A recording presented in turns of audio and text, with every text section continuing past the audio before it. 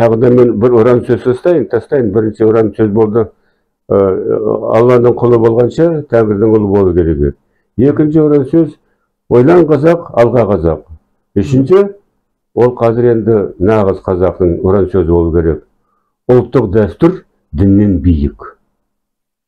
Болды. Ұлттық дәстүрден биік түкті жоқ. Соның арқасында біз апаларымызды, аналарымызды, қарындастарымызды қизап кигізбейміз. Аталарымызға, ағаларымызға, інілерімізге қысқа шалбар кигізіп, сақал жібергізбейміз. Қазақтар ешқашанда зе бүгіп, тоңқайып, қолшық жасауға ол бізге жараспайды. Батыр халық тік тұрып жұмыс істеп, өлсе тік тұрып өлу керек, тоңқаймай. Сөйтіп, бізге қаңғып келген дін қалай келді? Солай кетсін, сау болыңдар. Құрметті мұсылмандар, өз елдерің бар, қоныстарың бар, ұлы араб мемлекеті бар, араб цивилизациясы бар. Оны біз сақтап қойдық. Қазақтар 3 рет өлімін сақтап қойдық. Қазақтар ұлы Иран цивилизациясын құрып берді, Заратустра.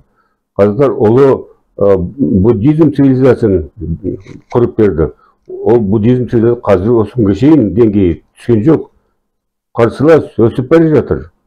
Олардың мемлекеттері олы Цейлон, Таиланд, Бирма, Индия, қандай даму? Жапондықтар. Бәрі тап-таза, тып-тыныш. Бұл жерде кедей жоқ, кедейлер. Аштан өліп жатқан жоқ буддистер. Бірақ қарсылас исламдар кірсе, Бирмаға кірді, қантөгіс болды. Цейлонға кірді, қантөгіс болды.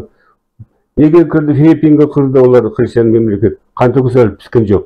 Филиппиндерде олар бір топ кіріп еді, бір аралдарына соны. Соны ешқашан олар кетпеді жақтан. Қазіргі анау Францияда, Бельгияда 2 адамды тастаған. Ол мұсылман екен, Марокконың азаматы. Тіпті әдеттен соцсетіға өзінің сөзін шығарыпты. Мен өлімге бара жатырмын, ислам үшін. Мен шайтандарды қырам деп. Ашықтан ашық.